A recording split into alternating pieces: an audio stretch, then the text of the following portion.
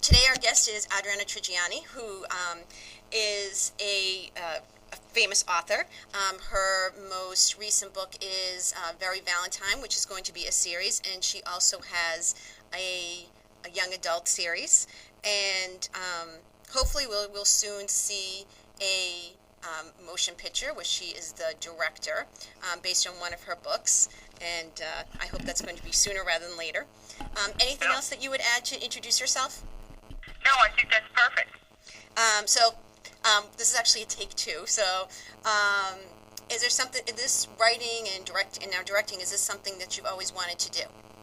Well, I've always wanted to be an artist, and I am an artist, obviously, but this is taking the idea of serving all ways of telling a story, whether I'm writing a television show, a movie, or a book. They all kind of come from the same place, though there are very different techniques involved. I would say that I was trained as a playwright, so I came up writing scripts, and I loved doing that. And each of these jobs that I've had along the way have made me a better novelist, because I really love writing dialogue and creating good, well-told tales.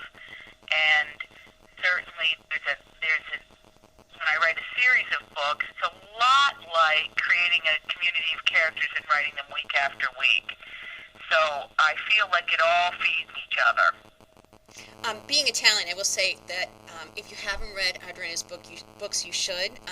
They're not just for Italian community, although for me they're more relatable because of that, but they're for everybody.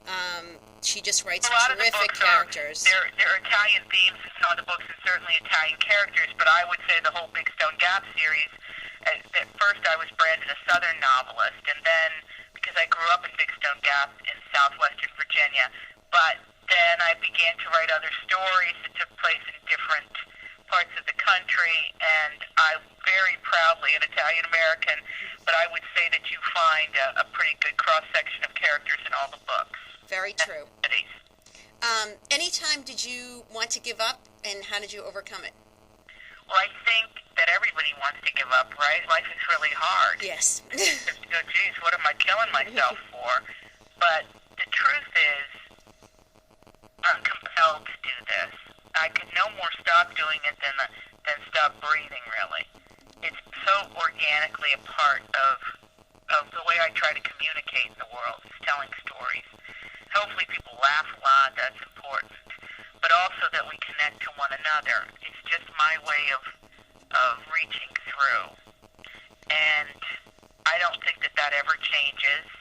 I think hopefully we get better at it, but I just try to really serve my audience, and I think about my readers every single day, and recognizing that this is art, but the job of an artist is to connect to people and also to create something that moves and entertains them, and I'm hopefully doing that too. You are. As I said, I have my whole family. I pass your books along to friends, so they've made quite an impact.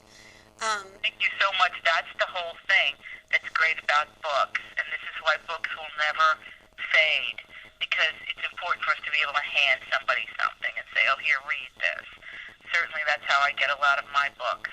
So, or I'll be in a conversation and somebody will say, oh, did you read such and such a book? And you know, it's so great, because now we have ways of getting books that we used to have to wait for at the library, or still go to the library, obviously. Libraries are my favorite. Me too. Love my libraries.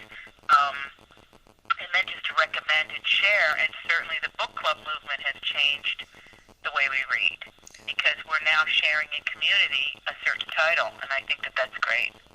Here in Massachusetts, I know I use my library not only to get books, but they offer some great services that not enough people know about. They're always surprised. They're like, oh, they're the cultural centers of your community. Yes. They really are. The meeting place. You can have writing groups there. And in terms of the services that you're talking about, the outreach is just unbelievable. And in terms of the public library is a place to help us get jobs and find jobs and connect about career, share knowledge. Oh, without our libraries, and I had to say I'm the proud daughter of a librarian, our culture would be sunk. I totally agree. I mean, I hope that people realize and continue to participate in their libraries and make them a vibrant part of the community, that they don't get a little too swayed by Kindle. Well, Kindle is like 1.5% of readerships are using a Kindle. And I don't mind the Kindle. I think it's a great alternative. But I also know that holding a book is a work of art.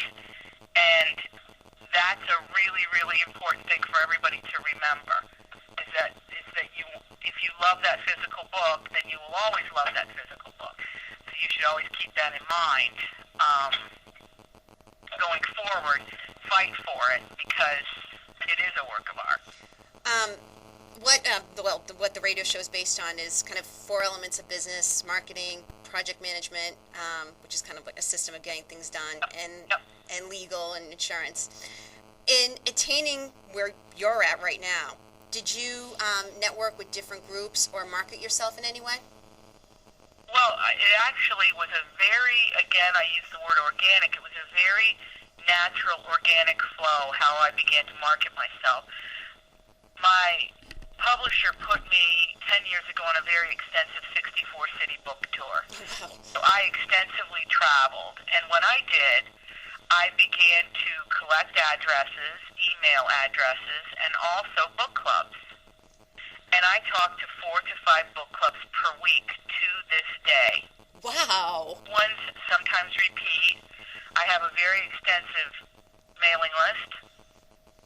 My contact list is enormous. And it continues to grow on a weekly basis because the word spreads. Just as you tell somebody about my books, yep. the word just spreads. So, and I take very good care of that information. I have help, and I have marketed in a very hands-on way, and continue to. It's all about that personal touch, and that's my approach, and I don't know how to do it any other way. And people often say to me, oh, how do you do it? And I said, do it, number one, because I love to do it, but also that's what my reader deserves from me. I'm not interested in hiding from the reader. So marketing to me is a very living, breathing organism. I'm very impressed because most people don't realize that marketing is so important, and they just think things are going to happen without putting energy towards it. So it's nice all to hear. I can tell you is I know how hard I work on a sentence in a book. I know how hard I work on a book jacket, a title. I know how many people it takes. It would be sheer folly for me to be shy about marketing it. It's absolutely a key component to growing my readership. And if I don't do it, if I wouldn't do it, I'd have big problems. There wouldn't be any point in publishing my books if I didn't attempt to grow the amount of sales each time I'm out the door. No, true. Now you were saying that you weigh each sentence. Is there any system you follow in writing? Like, do you have to do like an outline first of the whole book? Well, it's a deeply personal process. Yes, I outline. I work on kind of a layered system, but I have to do 8 to 9 hours a day. And however I break that up, I have a family. However I break that up, I break that up. Sometimes it's very early in the morning. Sometimes I work after dinner. But I've sort of fallen into a routine now where my daughter goes to school, so those are my key working hours. So I do 7 hours and then an hour of editing later in the day. So I just sort of figure it out that way. Before I had a family, I would get up very, very early in the morning, like 3 o'clock in the morning, but I was able to go to bed very early. Wow. And I didn't used to be as tired, but now as I'm a mother, I'm more tired, and it's just natural. So you work around, you have to basically work around your life. I don't put my work and then put my life around my work. It's my life and then my work around my life. Oh, And that's constantly morphing and changing, so you have to be very, very flexible with that. I always have issues with being flexible, so it's nice to hear that you're making it work though.